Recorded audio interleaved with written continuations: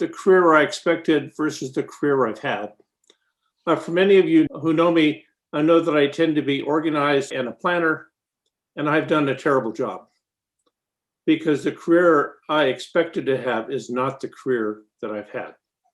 The career has been subject to lots of changes and opportunities and collaborations. And so my talk today is to talk about progress that we've actually made, because this is a tenured faculty review talk, but also to talk to young people early in their career, young faculty, graduate students, about opportunistics and not being stuck in a particular path. So I'm going to tell you 4 stories today. You've already heard from Steve and Rich in my lab about tree ring work, so I won't talk about that.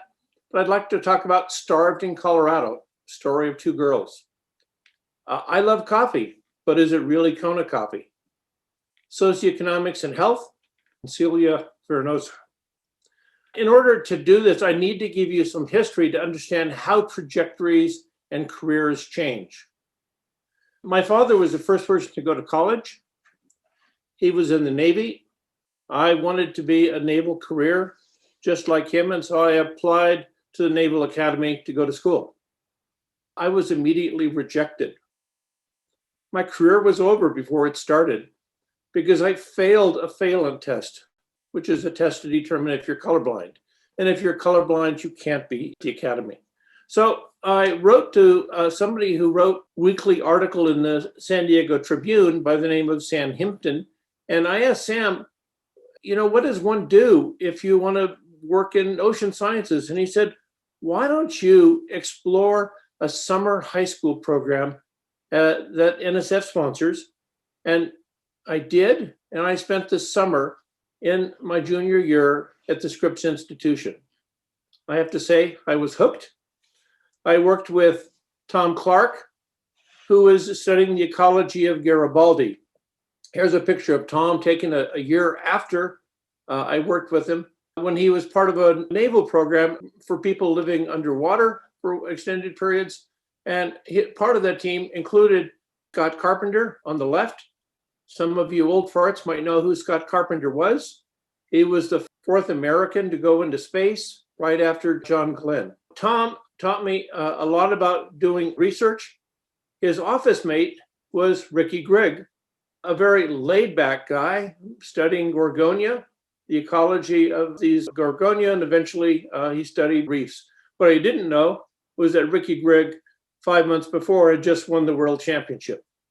He taught me how to have fun and surf. An incredible experience, and I was convinced I was going to spend the rest of my life in marine biology.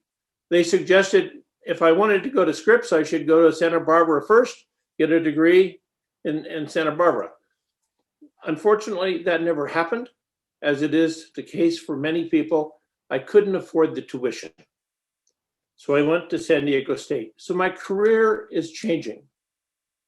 I was still convinced I was going to be a zoologist until when I was a junior, I took a class in mathematical ecology from Phil Miller, and he opened my mind to the wonderful things you could do in plant ecology and how it could be very quantitative.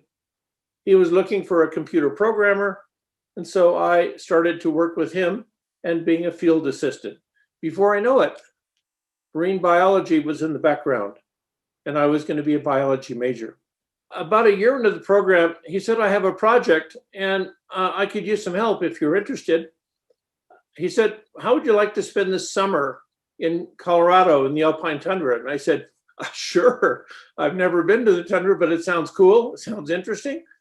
And what he wanted to do was to measure photosynthesis in the field. And he had developed a mobile lab, which was really pioneering in those days. And my job was to get the mobile lab up into the tundra and make measurements all summer. Being a San Diego kid, I didn't realize that there were places that didn't have roads. But Phil had a great idea. He had some friends in the Army, and he convinced the friends in the Army that they should lift this field mobile lab into the mountains because it would be a good test in case they had a jet that crashed that they needed to pick up. So here we are leaving the Boulder Airport, flying to the field site at 10,000 feet and gently laying down. I was absolutely convinced that the best romantic, exciting lifestyle was to be plant ecologist.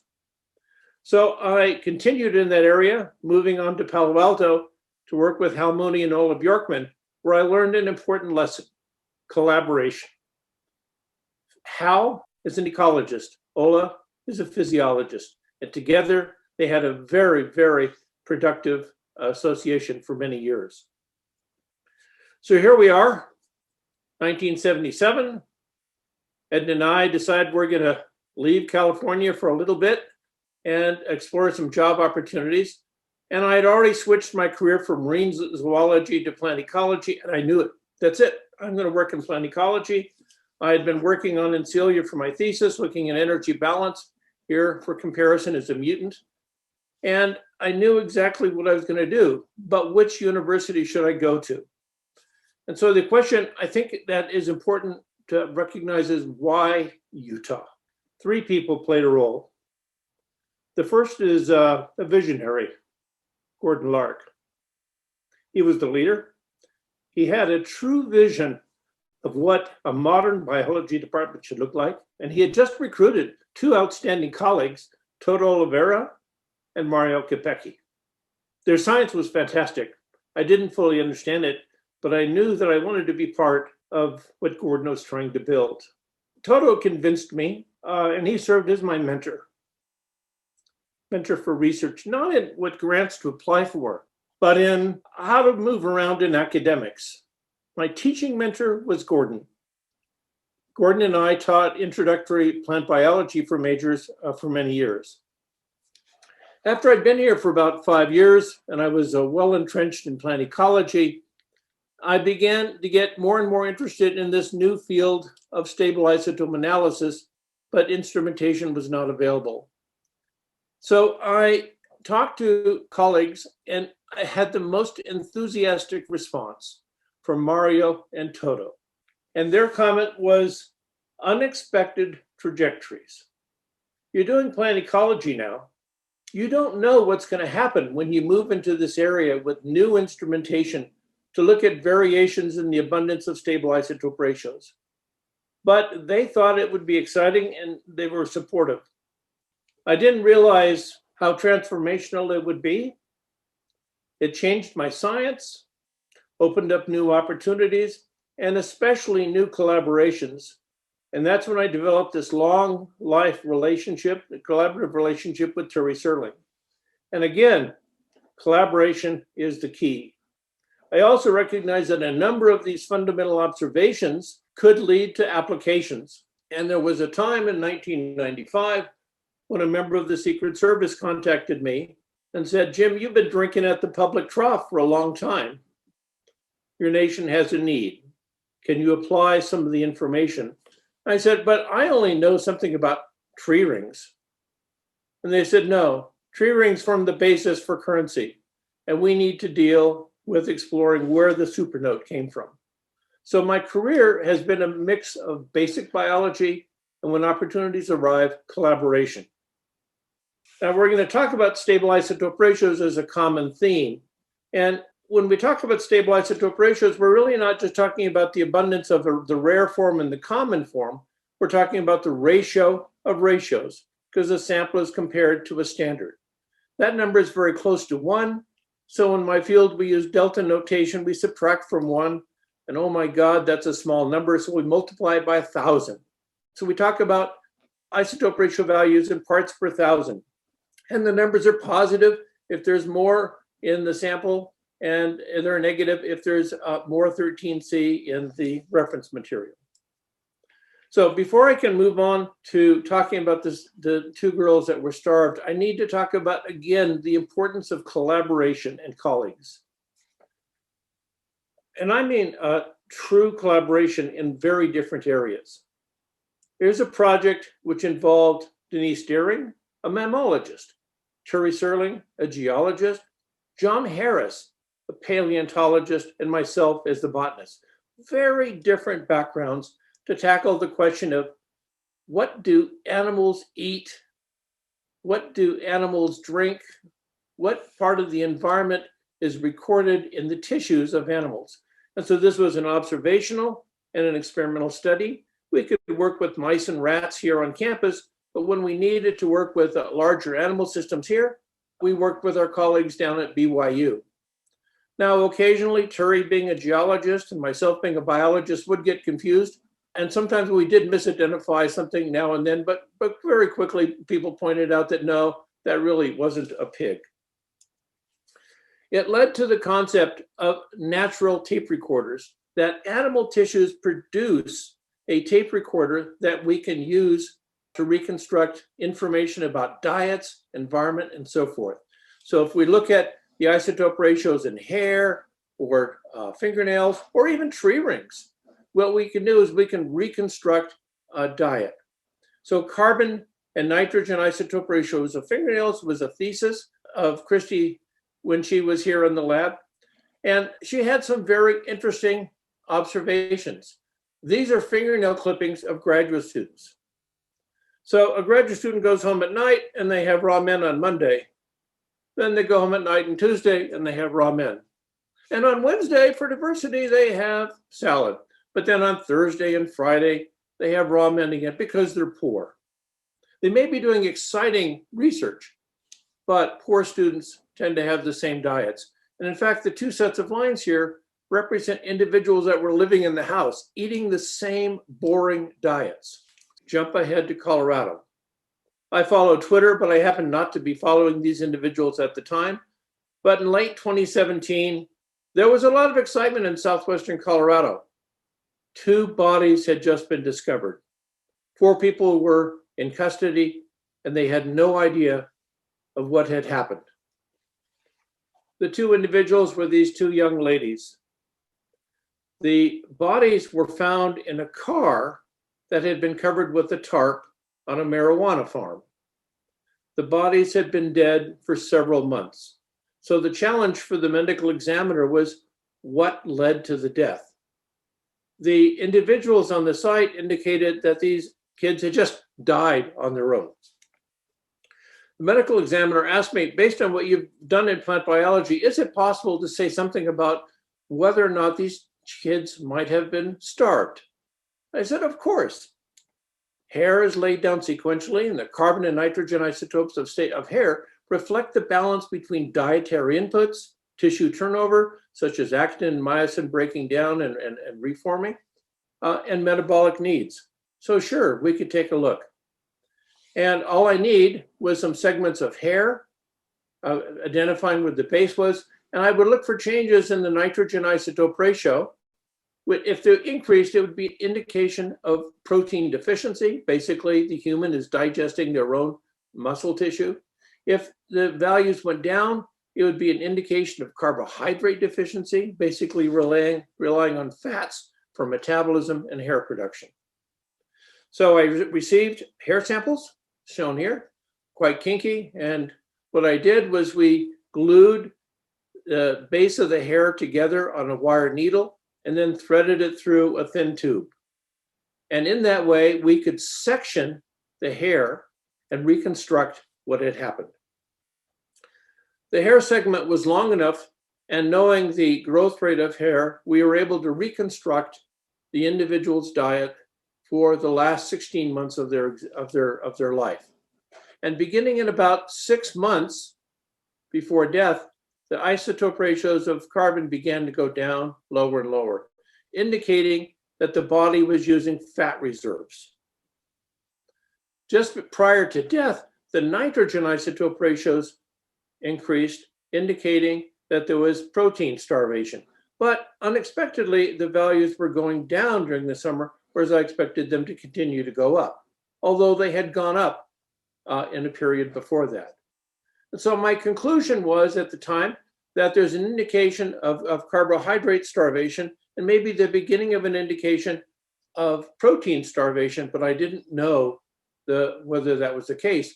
But of interest was that there were repeated episodes, so that there were episodes in the before where it looked like there was protein starvation. Now, in the words of Paul Harvey, I'll tell you the rest of the story. This was a cult. The mother, the father, the leaders of the cult believed that the devil was in these children. And so they were going to starve the devil out. They starved him by giving him relatively little food. So we saw this protein, this carbohydrate deficiency appear. But why was the nitrogen moving in the opposite direction? Well, that came from the other kids. Because while these children were not being fed, they were allowed to play with other kids. And instead of playing with the other kids, they would go into the field and take young green shoots and eat young green shoots. By doing that, they could get protein. But since humans are not ruminants, they couldn't digest any of the carbohydrates in the young shoots. So they were getting protein, bringing the nitrogen isotope ratio down. And it turns out this is probably the period of spring. So they were starved into the winter. Things were better in the spring, and then they died in the summer. Of course, there were no green shoots at the end of the summer. The defense claimed that there's no way to prove that they died because of starvation. That's, of course, the case. The question was there an indication of starvation? And of course, one of the things that the defense claimed was that there was no way you could show starvation. So this result represents the first time stable isotopes had been used in court, and in court on a murder case. The outcome, based on data like this for both children, was rather convincing. The mother, the father, the cult leaders, and the man whose farm they were living on were all found guilty through 3 separate trials, and they're now spending hopefully the next 64 years incarcerated. So this is an example in which basic science leads to an application. I like coffee. What you may or may not know is that there are 1.5 billion cups of coffee consumed every day. It is the most popular beverage in the world. And not all coffees are valued the same, but there are 3 coffees that are very seriously valued and prized. There's Kona coffee, there is in Jamaica, Blue Mountain coffee, and Yemenese coffee. How valued are they? Probably 10 to 20 times the price that you and I would pay for coffee. So $200 per kilo is not unreasonable. Well, that leads to cheating. And this is a collaborative study I did with Diego Fernandez, who runs an incredible facility over in geology and geophysics. The Kona growers had come to me and said, look, we have a challenge, and we understand that you have techniques that might be able to tell us where material had come from. I said, sure, these have been developed in biology and anthropology and archaeology and so forth. And they said, well, we think that there is about 100 times as much Kona beans being sold as 100% Kona than we actually grow. This is hurting our market. We think that the big box stores are probably selling fake. So they asked, well, could you help us? And I said, well, there are a number of nature's recorders. And I'll tell you about one of those nature's recorders, and that's trace elements. Here's a plot in which I'm plotting not the abundance of a trace element, but the ratios of trace elements. And you might ask, well, why not just give me the basic number? The reason is that if you're given a sample to analyze, it could be a green bean, it could be a lightly roasted bean, or it might even be a heavily roasted bean, such as in an espresso. And so by looking at the ratios of elements which are not volatilized during the roasting process, we're looking at values that don't change, irrespective of how something is roasted. We got about 40% of all the small coffee growers in Kona, which is this particular region of the Big Island of Hawaii, to provide us with samples. And based on that, we established a fingerprint for variation in barium to nickel, to strontium, to zinc for Kona. And so that put us in the position to begin to ask, okay, if that's a characteristic, we have a suspected big box who's selling a material that's not 100% Kona. What do their values look like? And you can see by the blue dots that it's quite different. So here's where I relied on my good colleague, Fred Adler, to remind me of Bayesian statistics.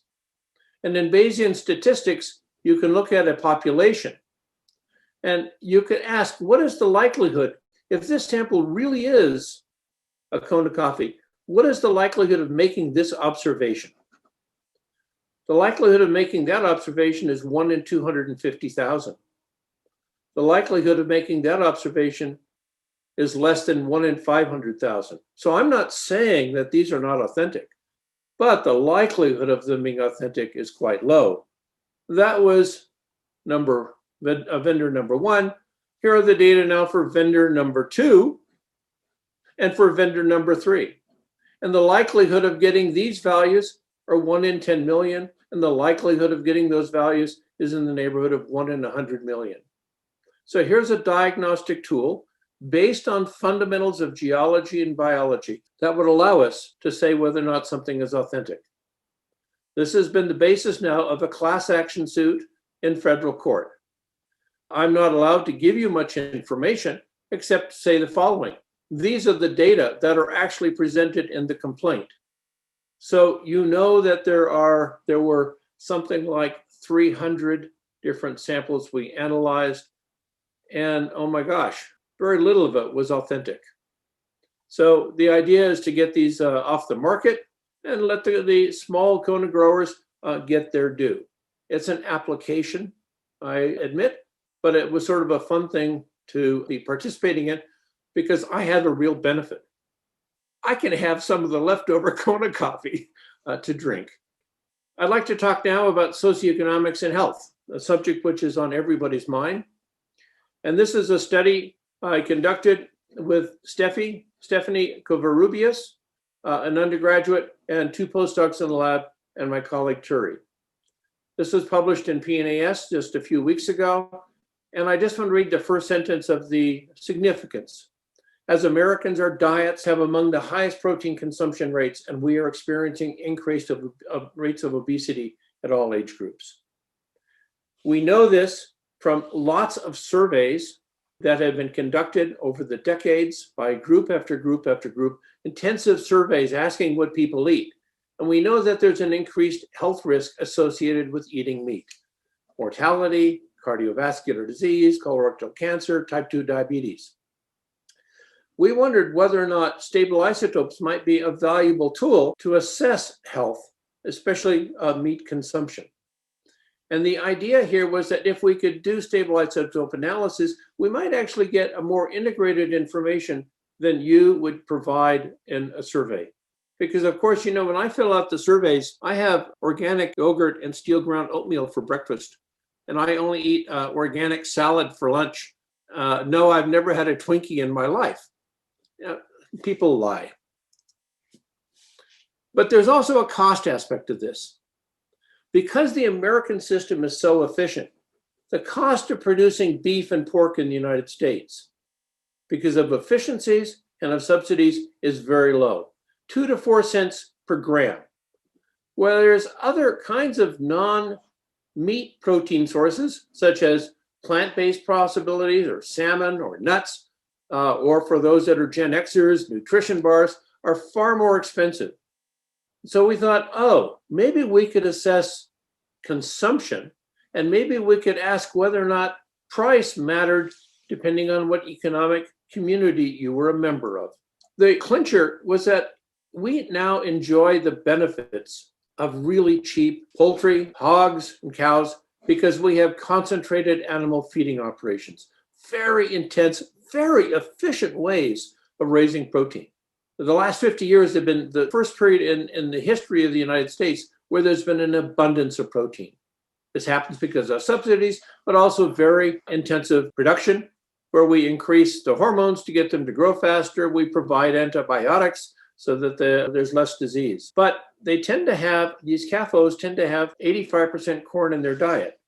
And Turi and I said, aha, there's a marker we can use, because the carbon isotope ratio of corn is about -12.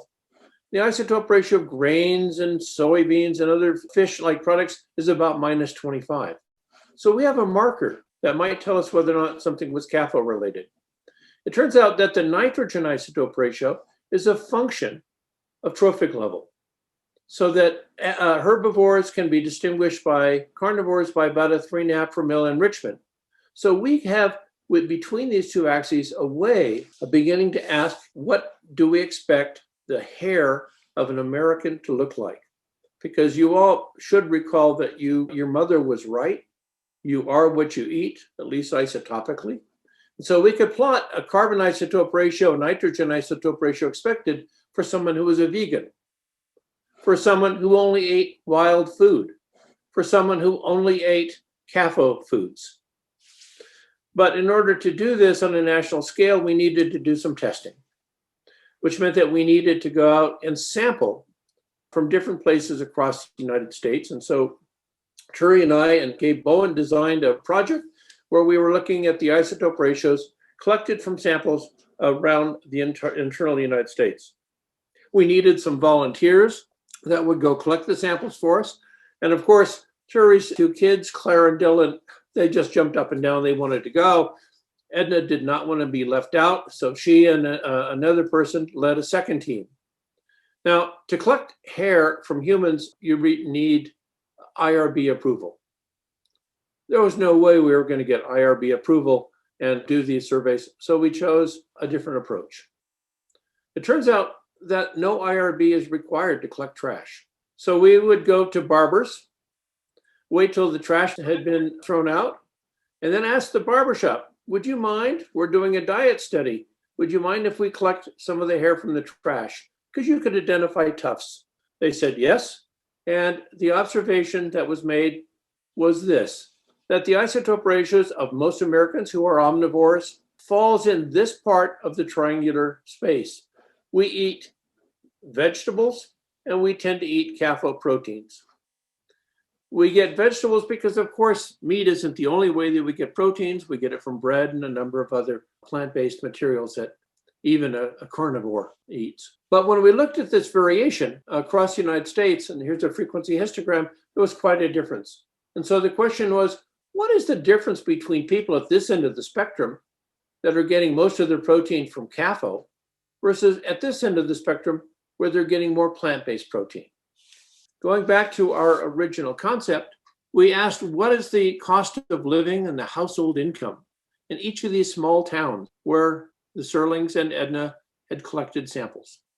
And it turns out that there is a very significant correlation between the cost of living and carbon isotope ratio and household income and isotope ratio. And the pattern was consistent in one way. The lower the income of a community, the greater the consumption of CAFO proteins. That made all sorts of sense. It's cheap. And people that don't have a lot of money may prefer to have cheaper food sources. Well, we wanted to retest that national survey by doing it more intensively here in the Salt Lake Valley. In the Salt Lake Valley, we can divide the valley into different economic zones based on zip codes. We all know that there are rich parts of town and there are poor parts of the valley. And so based on this socioeconomic pattern, Luciano and Stephanie designed a sampling scheme where they would go to a zip code, sample a number of barbershops, sample a number of hair samples from the barbershop in the same way, collecting trash. What did they observe? Exactly the same pattern as we saw at the national level. In areas that had lower socioeconomic status, the values were higher, indicating more of a corn-based diet. In areas where the economic status was better, the values were lower, reflecting more of a C3 value. What you're seeing here are data for carbon isotopes, but I'm going to tell you it was exactly the same when we looked at nitrogen isotopes. And so that there was a tight correlation between the cost of living, household income, adjusted gross income, a consistent way. The lower the income, the greater the consumption of CAFO proteins. Now, I know most people don't think about carbon isotopes the way I do, so we translate these numbers into what fraction of the diet for a zip code comes from CAFO protein. And in lower socioeconomic parts of the valley, it's as high as 60% for the zip code. And more economically advantaged areas, it's substantially less. So there's big variation in carbon isotope ratios and CAFO protein. But Stephanie said, let's go one step further. Do you know that you walk around with your obesity index on your driver's license? I hadn't put two and two together, but she's right. We have our height and our weight, and from that I can calculate your BMI, and from that I can say, are you obese or not? Now, those data are not available for individuals, but they are available in aggregate for the zip code. So when you plot those data, you see exactly the same pattern. Individuals from lower socioeconomic status zones tend to be more obese than those that have more advantaged income regions where they're less obese and they're having a more plant-based diet. This is not new. A lot of this information has already been known. But the point here was that we had a marker that we could use because not everything turned out exactly as you would have expected. It turns out that you could take those same data and calculate what was the average price of a haircut in a zip code, and you find exactly the opposite pattern. There's a variation between $55 and $10 based on your income. So essentially, what I'm saying is I could take a clip of your hair and I could tell you how much you paid for your haircut. Interesting. But going back to this issue, I think there is a real opportunity now, and it's one that I want to seize. Having made this contribution, most of us have just spent the last 9 months confined to our house. We've spent the last 9 months having a very different food environment. And I think it would be incredibly interesting to ask the question, go back and resurvey the Salt Lake Valley, survey the same locations and ask, 9 months into the COVID pandemic, have our diets changed? I am afraid of what the answer might be, but I think it's interesting. And as soon as I can get time on Terry's calendar, I'm going to see about how we as a group project can go back and reassess diets.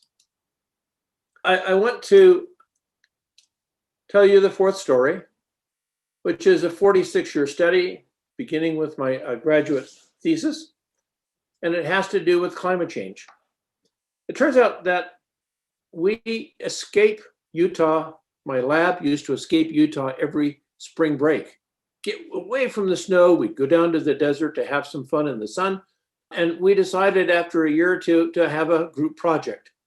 And that group project was to go down and look at plants in the desert and make some measurements on those plants. Now, since we started this in the late 70s and early 80s, climate has changed. We sampled at 2 places, Death Valley and Oatman, which is right at the tip of Nevada. And what we observed is that over time, temperatures have increased. Yes, the climate's changing. We all knew this. It's getting drier. And it turns out we're getting less precipitation in the West. It's not a monatomic increase because it goes up and it goes down, but the long-term trend is to go up. Why the up and down? Because we have El Nino cycles, La Nina cycles. So that not every year is always going to be warmer than the next. Not every year is going to be wetter or drier than the next. But the long-term trend is up. So we looked at 3 plants, Encilia farinosa, growing on the slopes, and 2 plants, this is Encilia farinosa, and 2 plants growing in washes, Encilia frutescens and Ambrosia salsola. We did simple measurements. How many plants are there? What is the population structure? Every team needs a name. And so Will Pockman, who's now chair at New Mexico, said we should call ourselves the depraved team because we want people to know that we were depraved working hard out in the desert. Never let them know that you're having fun. We would do what ecologists often do is lay out line transects and look at every single plant that was there, measure its size, talk about, get an estimate of whether or not it was in flower, how much the leaf area was, and collect a few leaves so that we could do physiological measurements back home. We did this on both wash and slope sites. And you see some years we had a lot of big team. I think this was year 25, and when we had a relatively large group going out there. So what do you see over 40 years? If you're driving through the desert at 60 miles an hour, you see nothing. You don't see any change. But if you get out and look in the wash, you see that over the last 40 years, there's been a 54% decrease in population size for ambrosia. There's been an 80% decrease in population size for the frutescens, and nothing is coming in to fill in the void. These areas are getting populations that are smaller and smaller and more open space as the environment gets drier and drier. For the warm site for Encilia, we've seen about a 95% decrease in population size, and I wouldn't be surprised if these populations go extinct in the next year or two. For the Death Valley population, which is actually not as hot as down at Oatman, we saw a population that started off, went through a big blip, but overall, if I was just doing the before and after, has only gone down about 15%. So what we've seen is a decrease in population size. But who died? What have we learned about death? To do that, I need to spend a minute and talk about plant physiology.